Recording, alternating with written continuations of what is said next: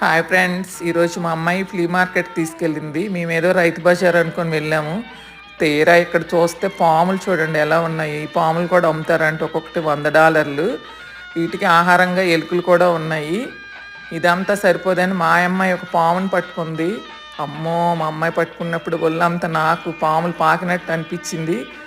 భయం వేసింది అసలు చూస్తుంటే. ఈ వీడియోని చూసి మీరు కూడా ఎంజాయ్ చేయండి. మీకు నచ్చితే లైక్ చేయండి, షేర్ చేయండి, సబ్స్క్రైబ్ చేయండి. Okay friends, bye.